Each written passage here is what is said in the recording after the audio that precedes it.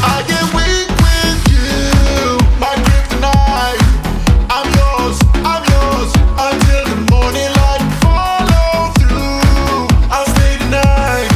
Together Hey, what is up guys, Mitch here. Now, back in October of last year, Apple finally released the updated body design for the new MacBook Pros, after 4 years with the original Retina display design that came out back in 2012.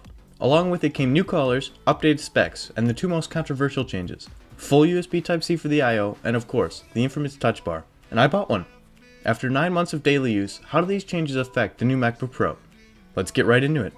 Getting right into the Touch Bar. After using this machine every day, the novelty and the cool factor of the Touch Bar quickly wore off. It's still the first thing anybody asks about when they see this computer, and there are some demos that look super awesome, like scrubbing through a video.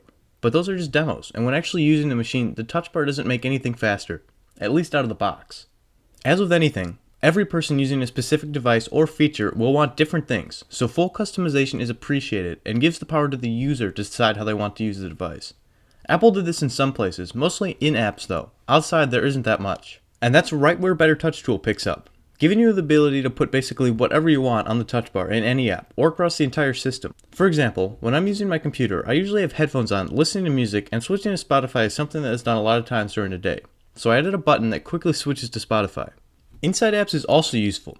You can add what are basically macro keys in video editing or graphic design applications, fully customized to your liking. This is the functionality that Apple should have given the Touch Bar right out of the box, but the developer of Better Touch Tool has done Apple's work for them. Better Touch Tool also supports customization of the trackpad, mouse, or keyboard, and is something that I consider a must download for any Mac user, not just TouchBar Macs. Right out of the box, the Touch Bar doesn't add much over keyboard shortcuts, but can be super useful if fully taken advantage of. Next up, the design. This is one incredibly beautiful looking machine, rivaling anything that any other competitor has ever released.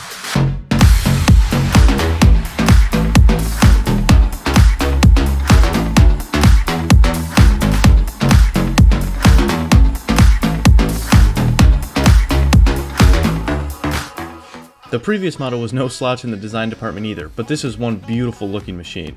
We have 4 USB-C ports and a headphone jack, which to be honest I haven't even used once, but the port of the future obviously has been used quite a bit considering that's all we've got. The only issue that I found initially was the lack of an SD card reader built in, and that hasn't gone away. There appears to be plenty of room like on any other previous MacBook Pro, but it was removed for some reason. Getting back normal ports is easy enough with a USB-C hub that adds Type-A ports along with SD card readers and others depending on the model, but it's something else to keep track of. More recently though, I've had issues with the left side ports becoming really loose after all the use for charging, which isn't Apple's fault, just a quirk with the port itself. I personally have also had some issues with the keyboard. The left shift key has become really loose on one side, like the hold down clips or something is broken, so I picked up a keyboard cover to try to stop it from falling off completely.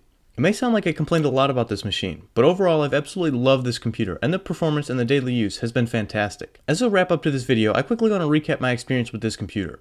As a Final Cut editor, this is the most up-to-date portable device that I can buy, and even though I'm somewhat stuck with it, using it has been incredibly enjoyable for the most part.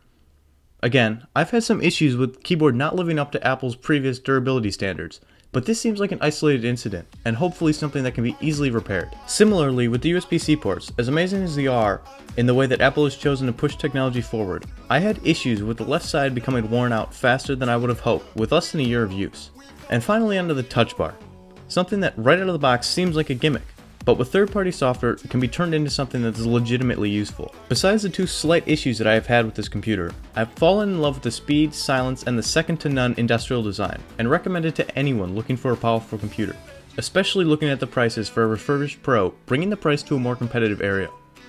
That's all for this video guys. If you enjoyed it, make sure to leave a like and subscribe. It really helps me out. Thank you guys so much for watching, and I will catch you in the next one.